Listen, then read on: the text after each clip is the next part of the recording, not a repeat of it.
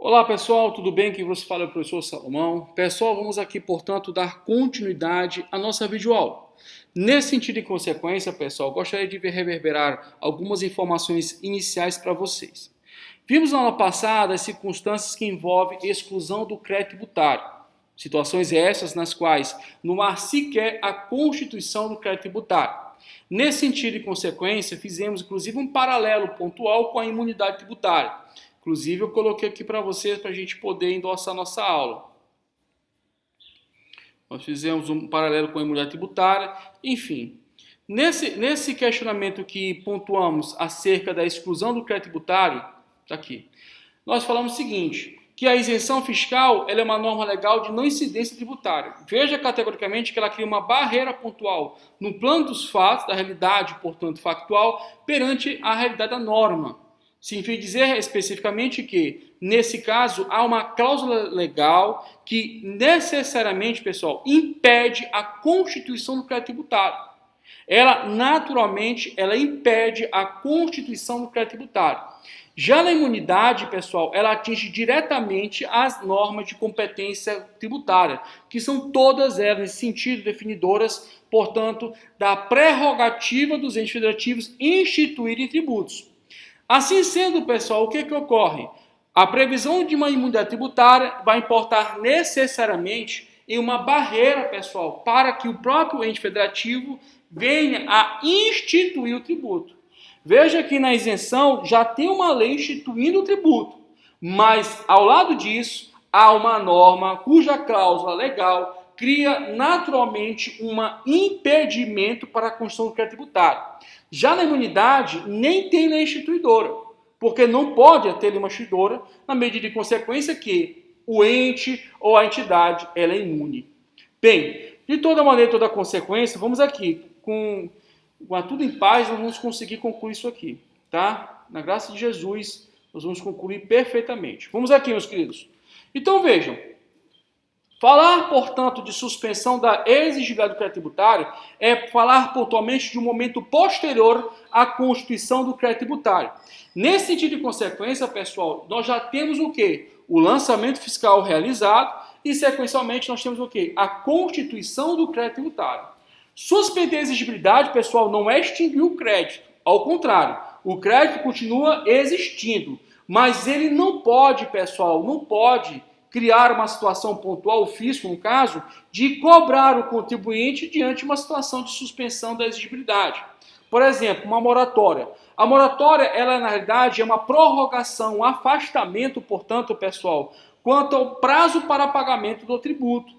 Então, nesse sentido e consequência, o que vai reverberar? Vai reverberar a possibilidade, portanto, do contribuinte ele ter o quê? Um lapso temporal em que ele não será cobrado o tributo.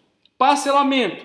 O indivíduo está em situação de inadimplência, ele quer simplesmente o quê, gente? Ele quer que aquele montante daquele tributo que está enorme, que ele não consegue arcar com o pagamento, fique parcelado. Ele pague em parcelas. Então, veja, são situações em que não extingue o crédito, mas suspende a exigibilidade. Na mesma medida de consequência, o depósito do montante integral. O indivíduo ele quer suspender a exigibilidade do crédito tributário em uma ação judicial e aí, sequencialmente, ele faz um depósito do montante integral do tributo, justamente para quê? Para que haja a suspensão dessa exigibilidade do crédito tributário. Vamos pensar pontualmente numa ação anulatória. Então, o que acontece? Você está com a ação anulatória, não obstante a Alef, cuidado, a Alef ela traz essa exigência a nível de requisito da ação, mas nós vamos ver categoricamente que os tribunais não admitem mais isso. Se há, portanto, na ação anulatória o depósito do montante integral, é porque o contribuinte é o responsável de quer suspender a exigibilidade. É diferente dos embargos. Os embargos de execução, você tem que realmente proceder com o depósito. Bem, de toda maneira, pessoal, as situações são bem claras. Nós vamos ler, inclusive, as jurisprudências condizentes. Eu vou começar a trabalhar com vocês, primeiramente, falando de todas essas hipóteses que abrangem a moratória, ou que abrange a suspensão da exigibilidade do crédito tributário, começando daqui a pouco com a moratória. Então, pessoal, o artigo 151 traz a previsão, portanto, do CTN das situações em que importem o que, gente? A suspensão da exigibilidade do crédito tributário. Veja que o crédito tributário não é extinto, o crédito tributário ele não é excluído. Simplesmente, pessoal, há uma suspensão. Ele existe, mas não pode ser cobrado pelo fisco. Bem, as situações são essas. O inciso 1 fala moratório, 2, depósito do seu montante integral, o 3, as reclamações e os recursos. Nós podemos dizer aqui categoricamente que o termo reclamações são impugnações e recursos são, dentro do duplo grau de cognicidade administrativa, é a etapa recursal. Nos termos da lei reguladora do processo tributário administrativo, o inciso 4 fala da concessão de medida liminar em mandado de segurança. O 5, a concessão de medida liminar ou de tutela antecipada em outras espécies de ação judicial. Veja que nós temos aqui que represtinar a atenção com a nova redação dada pela Lei 13.105 de 2015, no que tange a tutela provisória. O inciso 6 fala do parcelamento. Bem, desta maneira e consequência, o parágrafo 1 traz uma verdadeira advertência. Olha só. O disposto neste artigo não dispensa o cumprimento de obrigações acessórias, dependente da obrigação principal, cujo crédito esteja suspenso ou dela consequentes. Então veja, se o indivíduo, portanto, ele fez o parcelamento fiscal de um débito condizente ao imposto de renda, se ele veio dizer pontualmente que no ano que vem, no próximo ano, ele não vai realizar a declaração de imposto de renda, claro que não, né, gente? Ele vai realizar o parcelamento, o valor está muito alto, ele não consegue suprir com o valor do débito. O que ele vai fazer? Ele vai parcelar o débito dele, sequencialmente, pessoal, no próximo ano, ele vai continuar declarando seu imposto de renda. Beleza?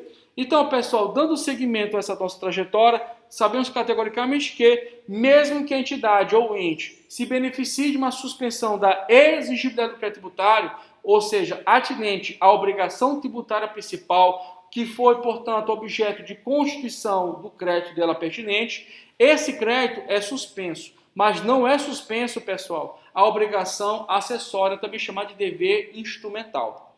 Bem, nesse sentido de consequência, eu gostaria de começar com vocês com a moratória. Queria começar primeiro com a moratória. Pessoal, a moratória, como aqui está bem dito, aqui claro para vocês, é uma dilação, é uma prorrogação do pagamento do tributo devido. Veja pontualmente que é externalizada a situação diferente de parcelamento. Prorrogação, portanto, pessoal, é dilação de prazo. Parcelamento é um fracionamento do débito, de tal maneira que a pessoa possa arcar com o pagamento em si da referida exação fiscal. Você vai ver comigo daqui a pouco que a moratória ela pode ser concedida em caráter geral ou em caráter individual. Em caráter geral, pessoal, significa dizer que ela é outorgada por meio de lei, mas os beneficiários, pessoal, é toda a sociedade envolvida. Já a moratória individual, a lei também concede, outorga esse benefício fiscal da moratória.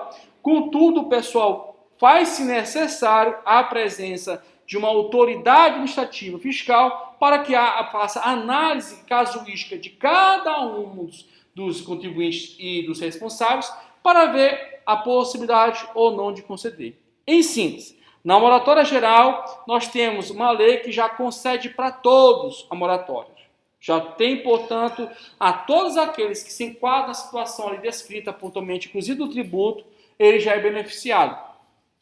Já na moratória individual, há uma diferença bem sutil. Existe realmente essa lei outorgando, concedendo o benefício.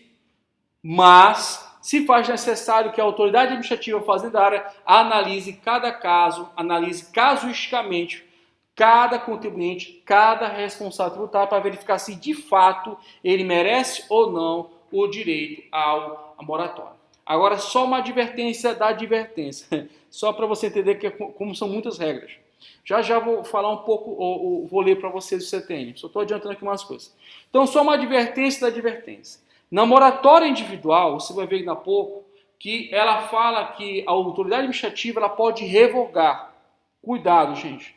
Nesse caso, pontualmente, a moratória individual, o ato de concessão da moratória individual, pessoal, em razão do crivo do exame casuístico por parte da autoridade fazendária, ele emana um ato administrativo vinculado. Aqui não estamos falando de licença ambiental, não. Nós estamos falando aqui pontualmente de uma situação casuística em que a autoridade administrativa ela vai analisar pontualmente cada caso e aí nessa análise de cada caso ele vai verificar se há ou não o preenchimento dos requisitos. Preenchido todos os requisitos, Aí ele tem que obrigatoriamente conceder, sob pena, pessoal, de ser impetrado por mandado de segurança. Porque se o indivíduo, se a empresa, se o ente tem direito, portanto, à moratória, ele é obrigado de imediato a conceder. Então, nesse caso, não trata-se, portanto, se for o caso da pessoa futuramente identificado que ele for uma falha administrativa, ele não tem direito, não seria um caso de revogação, mas sim de cassação, porque o ato administrativo ele é vinculado. Bem, como eu falei para vocês, eu quis adiantar algumas coisas, mas vamos em frente. Então, primeiramente, pessoal, eu queria ler com vocês o artigo 152, que fala pontualmente da moratória. Olha só, a moratória somente pode ser concedida em caráter geral pela pessoa jurídica de direito público competente para instituir o tributo a que se refira. A linha B diz o seguinte: pela União quanto aos tributos de competência dos estados, DF e dos municípios, quando simultaneamente concedidas quanto aos tributos da competência federal e as obrigações de direito privado. Pessoal, só aqui chamo a atenção de vocês, esse dispositivo ele não foi recepcionado, ou melhor dizendo, a linha B do inciso 1 do artigo 152 não foi recepcionado pela Constituição. Esse dispositivo, pessoal, em particular, ele não foi recepcionado. Então, passa uma reta aí tranquila no seu vadimeco, que esse dispositivo você não precisa memorizar porque ele não foi recepcionado. Professor, eu quero saber o porquê. Tudo bem. A doutrina majoritária ela consagra que viola o Pacto Federativo, viola também o princípio da isonomia ou igualdade fiscal. Então, é um dispositivo que ele reverbera contrário à própria estrutura que o Estado brasileiro é. É um pacto federativo. É formado, portanto, de unidades federativas periféricas e uma unidade federativa central, que é a União. Então, aí é uma situação em que a União ela extrapola a esfera, portanto, de suas atribuições constitucionais.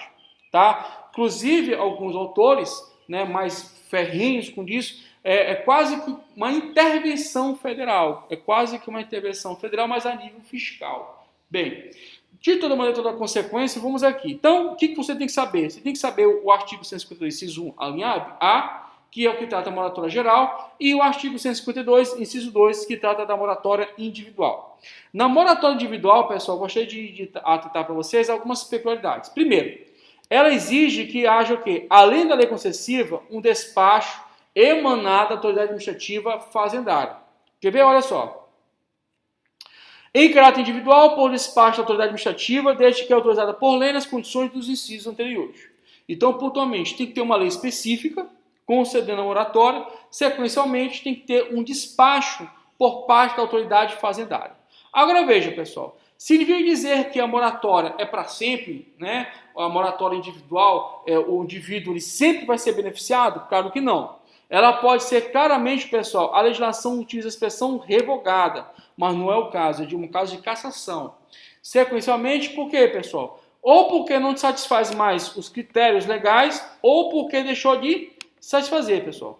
Então, veja, são duas situações. Ou ele não satisfazia realmente os critérios legais, ou, por infelicidade ou não, ele deixou de satisfazer. Então, nesse caso, é suprimida, cassada, portanto, pessoal, a moratória individual. Bem, o artigo 155 do CTN diz o seguinte: a concessão da moratória em caráter individual não gera direito adquirido e será revogado de ofício sempre que se apure que o beneficiado não satisfazia ou deixou de satisfazer as condições ou não cumprira ou deixou de cumprir os requisitos para a concessão do favor, cobrando-se o crédito acrescido de juros de mora. E aí vem os cálculos. Então, pessoal, a moratória, nesse sentido, individual, não emana um ato discricionário, não requer, portanto, um juízo discricionário com base em critérios subjetivos de conveniência e oportunidade. Eu já vi esse tipo de pergunta cair em prova, viu, gente? Bem, dando seguimento aos trabalhos, vamos falar agora especificamente do depósito montante integral. É a nossa próxima hipótese. Depósito montante integral. Pessoal, vamos aqui. No próximo semestre, vocês vão estudar com mais profundidade as ações em gerais. Você vai ver que para os embargos de execução requer depósito. Você vai ver também na legislação da Lei de Execuções Fiscais que a LEF ela exige para a ação anulatória um depósito específico, como fosse uma condição para você ajuizar a ação. Quanto aos embargos à execução, a jurisprudência dos tribunais dos estados, do STJ, todos os tribunais, até os tribunais regionais federais, é bem pacífico. Tem que ter. É uma condição sine qua non do próprio tipo de defesa. Agora veja, no que tange a ação aleatória, na minha época, de início de faculdade, ainda tinha uma certa discussão. Hoje, pessoal, não tem mais discussões, até porque o próprio STF e em seguida o STJ pacificaram o seu entendimento. Então vamos aqui. Quando eu entro com uma ação anulatória, eu quero anular, pessoal, portanto, algum ato, né? Vamos supor que eu quero anular o lançamento fiscal, em razão pontual de algum vício, de uma ilegalidade.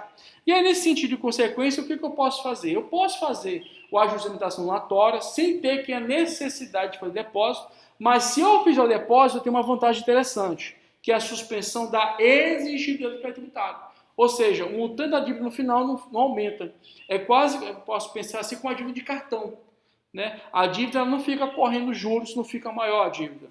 Mas, pessoal, o que tem muito de questões polêmicas na matéria é as situações em que envolve, pessoal, a exigência, primeira, para que haja uma impugnação administrativa, para que haja um recurso administrativo, o depósito prévio do montante integral. Isso é ilegal e, ainda mais, é inconstitucional.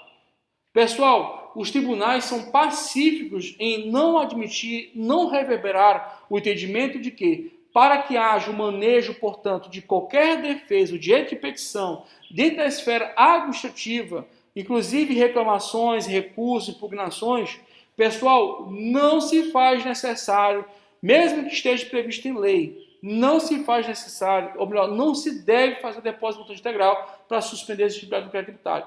Você faz o depósito com uma técnica, quando a empresa ela faz essa opção, né, de discutir judicialmente e se beneficiar, portanto, ela está com uma certa dúvida quanto ao crédito, né, quanto a se foi procedente ou não, então ela fica com dúvidas. O que ela pode fazer? Ela realiza o depósito. É uma técnica de defesa. Então, nem na esfera administrativa, pessoal, não se pode exigir, em hipótese alguma, qualquer circunstância que o contribuinte tenha que arcar com o depósito. Gente, a jurisprudência é farta. Vamos aqui nesse sentido. Vou ver aqui as súmulas. A súmula do STJ número 373 diz o seguinte: é ilegítima a exigência de depósito prévio para a admissibilidade de recurso administrativo. Veja que o processo administrativo, pessoal, não é muito diferente do processo judicial. Evidentemente tem algumas peculiaridades. A relação jurídica ali não é angular, ela é linear. E outra, o número de recursos é bem limitado. Mas, de qualquer maneira, existe o chamado duplo grau de cognicidade administrativa, que é similar ao duplo grau de jurisdição do processo judicial. O duplo grau de cognicidade administrativa, pessoal, significa dizer que todo contribuinte responsável ele tem direito a recorrer para uma segunda instância, preferencialmente que seja colegiado. É uma prerrogativa legal que ficou quase que na próprio DNA dos processos administrativos fiscais. Então veja, pontualmente se ele perdeu em primeiro grau, primeira instância, queira recorrer, ele não precisa realizar depósito prévio. A mesma situação, antes de ler a súmula vinculante, eu gostaria de ler especificamente com a questão da ação anulatória. Veja, pessoal, que o TFR, o Instituto Tribunal Federal de Recursos, né, que acabou que o STJ absorveu as competências do TFR, tinha na sua súmula 247 a seguinte redação: não constitui pressuposto da ação anulatória do débito fiscal o depósito que cuida do artigo 38 da LEF. Vamos aqui pontualmente ao artigo 38 da LEF.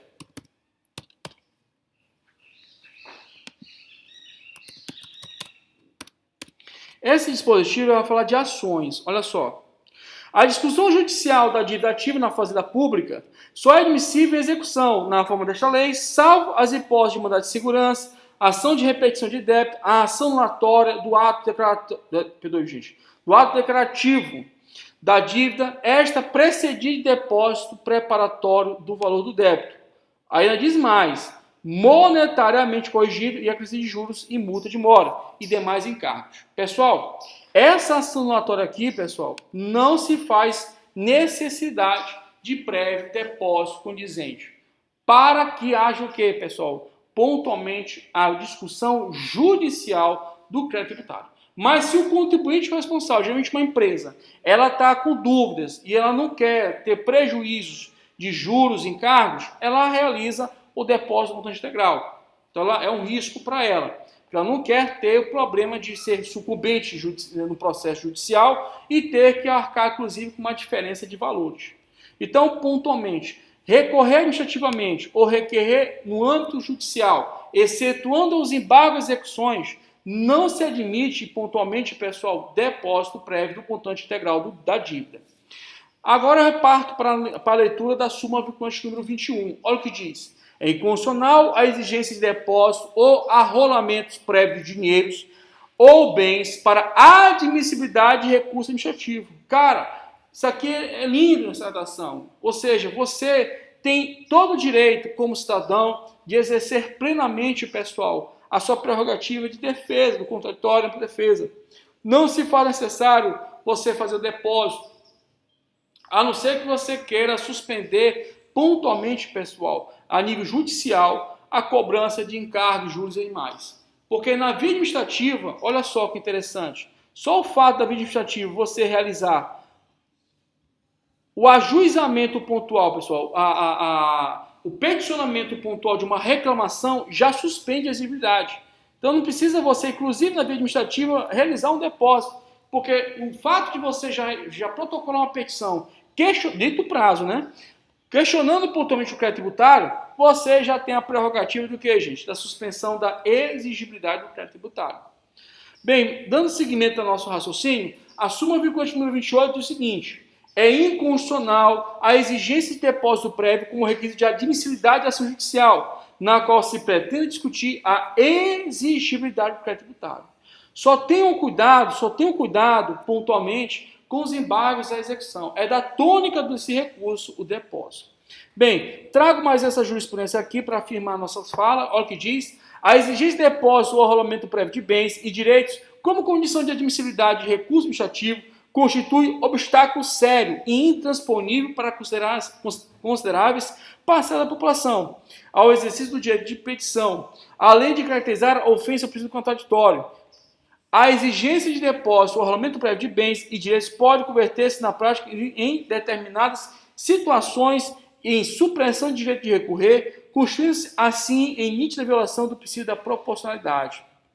Pessoal, trago nesse sentido o informativo 417/2009, que reverbera mais uma vez a ação anulatória, a discussão acerca disso. E veja pontualmente que é só admitida para o que tange aos embargos à execução. Olha o que diz, inclusive 2018, recentíssimos. Nesses termos, mostra inviável a invocação da súmula 28 para afastar a exigência de garantia dos embargos à execução fiscal. Cabe ressaltar que o enunciado da referida súmula só se refere às ações judiciais que têm por objeto qualquer etapa do fluxo da constituição e da positivação do crédito tributário antecedente ao julgamento da ação de execução fiscal, momento em que ocorre a judicialização do inadimplemento do sujeito passivo. Então, na esfera, portanto, do processo judicial, fiscal, tributário, os embargos e execuções é da própria tônica, é da própria prerrogativa desse tipo de defesa. Portanto, há uma ação exacional, que é a execução fiscal, que ela é proposta, portanto, pela Fazenda. E qual o mecanismo que você pode se valer? Pelos embargos e execuções. Mas para fazer os embargos e execuções, você tem que fazer, sim, o depósito do valor condizente ao crédito.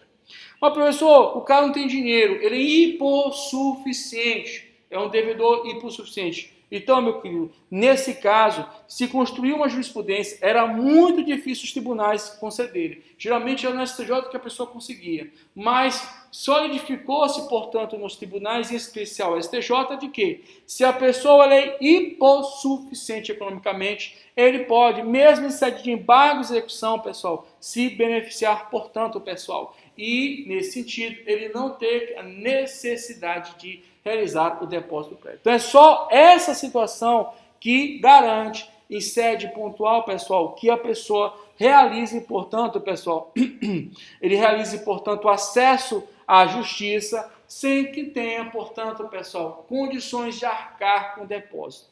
Bem, olha o que diz os dispositivos. Por força do artigo 16, parágrafo 1º da LEF, é necessária a garantia da execução para a oposição de embargos de execução fiscal. Beleza. Em observância à ampla defesa e a garantia do acesso ao Poder Judiciário, tem-se mitigado a probabilidade da garantia integral do crédito executado, quando a parte executada comprovadamente for hipossuficiente. Eu não sei se vocês já tiveram um tratamento com o escritório de advocacia voltado para a fiscal, mas geralmente quando é uma briga pontual, o indivíduo inclusive quer demonstrar categoricamente que é hipossuficiente economicamente, pessoal, ele junta logo a declaração de imposto de renda, depende da situação, se for uma empresa, ele junta logo todo o balancete contábil da empresa. Realmente é um processo, tem muitos dados e informações técnicas contábeis, mas é muito interessante. Bem, pessoal, bloco de anotações aí, eventuais dúvidas, esclarecimentos, e vamos tocar nosso barco, né, gente? Vamos aqui em frente, porque é muita coisa e nós estamos já, graças a Deus, terminando. Bem, nesse sentido de consequência, um tema bastante tranquilo, reclamações e os recursos em gerais, pessoal, dentro do processo administrativo.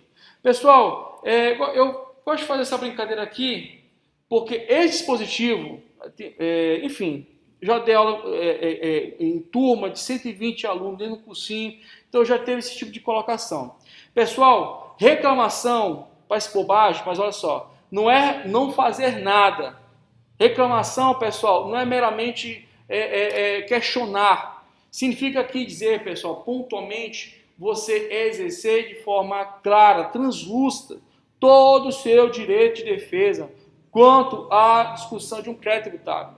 Então, no momento em que você peticiona e protocola a reclamação ou o recurso, é naturalmente suspenso o crédito tributário. Pessoal, infelizmente, há uns 5, 6 anos atrás, eu vi uma legislação municipal que trazia uma exigência correlata. Olha, gente, nós estamos em 2020, né? 2020, século XXI. Então, veja, eu, há 4, 5 anos atrás, para ser mais sincero, da verdade, eu vi uma lei municipal, um código municipal exigindo depósito montante integral, gente.